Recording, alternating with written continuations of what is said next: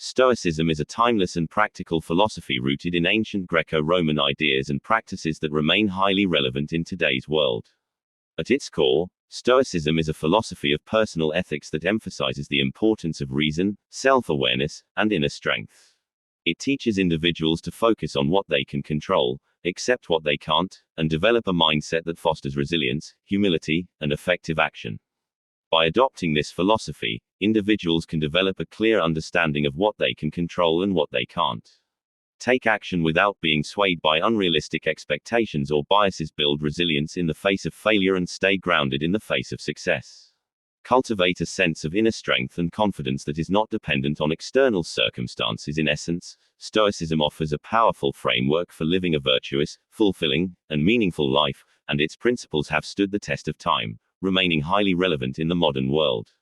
Welcome to Stoic Mindset. Today we are diving to the origin of Stoicism. If you care to know, stick around, like and subscribe. Stoicism was founded by Zeno of Citium in Athens in the early 3rd century BCE. Zeno's philosophy was shaped by the ideas of cynics like Diogenes, as well as the works of Socrates, Plato, and Aristotle. However, he also introduced his own unique concepts. Zeno believed that virtue was the ultimate goal, and that it could be achieved by aligning oneself with the natural order of the universe, which he saw as synonymous with the will of God. He also emphasized the importance of apatheia, or the absence of uncontrolled emotions and desires, as a means of attaining wisdom and using it effectively. In essence, Zeno's teachings aim to help individuals develop inner strength, rational thinking, and self-control, and his ideas have had a profound impact on Western philosophy. Stoicism originated in Athens, ancient Greece, during a time of turmoil following Alexander the Great's early death. The philosophy likely appealed to those seeking stability and peace amidst chaos. Initially called Zenwism, the name was later changed to Stoicism to avoid elevating Zeno to an infallible status, as the philosophy emphasizes continuous learning and growth. The name Stoicism comes from the Stoa Poikile, a decorated colonnade in Athens where Zeno and his followers gathered to discuss the developing philosophy. Stoicism went on to become a widely adopted philosophy among the educated elite in the Hellenic Greek world and was later embraced and further developed by prominent Roman philosophers and leaders such as Seneca, Marcus Aurelius, and Cicero. Although Stoicism has had many philosophers throughout its history, its foundational ideas can be attributed to a few key figures. The main Stoic philosophers include Marcus Aurelius, born in 121 CE, was a Roman emperor from 161 to 180 CE and a prominent Stoic philosopher. He was the last of the 5 good emperors and oversaw a relatively stable period in the Roman Empire. Aurelius was groomed for leadership by his predecessor Antoninus Pius and went on to rule alongside Lucius Aurelius Verus before becoming the sole emperor. Despite facing wars and the Antonine Plague, Aurelius was known for his capable and level-headed leadership. He was also a scholar and philosopher who wrote extensively during his reign, including his personal thoughts and reflections in Meditations. These writings offer a candid and honest account of an emperor's thoughts and are a cornerstone of Stoic philosophy. Aurelius' reign was marked by wisdom and good governance, but his decision to elevate his son Commodus as co-emperor has been criticized. Commodus went on to become a megalomaniacal emperor, and his assassination led to the disastrous year of 5 emperors. Some scholars view Aurelius' decision as a poor attempt to create a family dynasty, while others see it as an example of his stoicism in action, as he controlled what he could and taught his son as best he could. Despite this controversy, Aurelius is still considered one of the greatest emperors of Rome and a finely learned figure, with his writings and ideals being lauded for centuries after his death. He died at the age of 58 in 180 CE, likely due to the plague, and was remembered as the philosopher by his biographers. Seneca, a renowned philosopher, statesman, and dramatist, served as a senator under emperors Caligula, Claudius, and Nero. He narrowly escaped death when Caligula sentenced him to death, but was exiled instead. Later, he returned to Rome as a tutor and advisor to Nero. Seneca's philosophy focused on ethics, and he believed Stoicism was the ideal framework for Roman political life. He saw philosophy as a remedy for life's challenges and believed reason could tame destructive emotions like anger and grief. He also emphasized confronting one's own mortality to overcome the fear of death and live freely, meeting it with dignity when it came. When Nero ordered him to commit suicide after accusing him of treason, Seneca practiced what he preached, facing death with courage and serenity. Diogenes of Babylon, a prominent Stoic philosopher, led the Stoic school in Athens during the 2nd century BCE. Although his writings haven't survived, his influence on Stoic thought is significant. Other writers' quotations of his ideas provide valuable insights into his philosophy, revealing his high reputation among contemporaries. Diogenes is notable for introducing Stoicism to Rome through his calm and moderate oratory style. Cicero, a famous admirer, hailed him as a great and important Stoic. Diogenes' surviving ideas include his views on music, which he saw as a harmonizing force for the soul, capable of soothing inflamed passions and emotions. He believed music nourished the mind and soul, contributing to a healthy and good life, much like a balanced diet and exercise promote physical well-being. Epictetus, a former slave from Phrygia, became a prominent philosopher in Rome before being exiled to Nicopolis by Emperor Domitian. He established a philosophy school there and reportedly impressed Emperor Hadrian with his teachings. As a slave, Epictetus studied philosophy under Musonius Rufus, which helped him rise in social status. His physical disability may have been due to his master's cruelty or illness. Unfortunately, Epictetus didn't write anything himself, but his pupil Arrian transcribed his teachings, known as the Discourses, which are considered unedited and authentic. Epictetus's philosophy focuses on desire, choice, and assent. He believed that while we can't control the thoughts that come to us, we are responsible for how we use them. He also emphasized the importance of considering the bigger picture and recognizing that we are all part of a larger system. According to Epictetus, everything, including evils, is part of the natural order and is therefore good from a universal perspective, whether that's attributed to God or nature. Musonius Rufus, a prominent Roman Stoic philosopher in the 1st century CE, taught in Rome until his exile in 65 CE due to his association with the Stoic opposition to Nero. He returned after Nero's death and taught Epictetus, his most famous pupil. Rufus was exiled again under Emperor Vespasian in 71 CE, but allowed to remain for a few more years due to his esteemed reputation.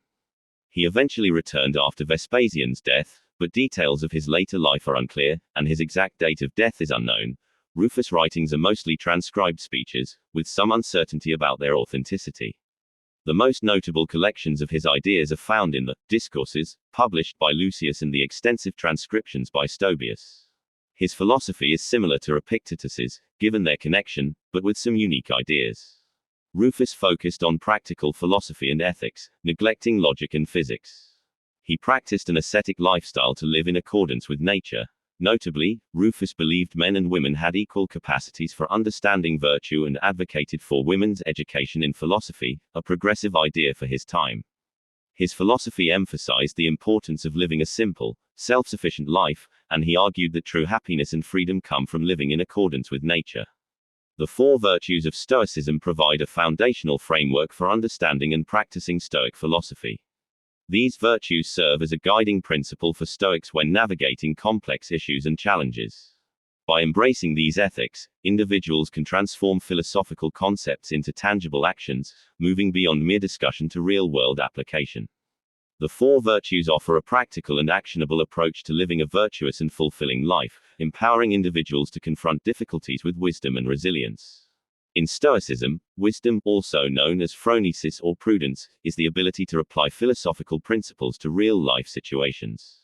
It involves understanding what is virtuous, good, and bad, and recognizing right and wrong behavior. Additionally, wisdom encompasses knowing what is within one's control and what is not, allowing individuals to focus on what they can control and accept what they cannot.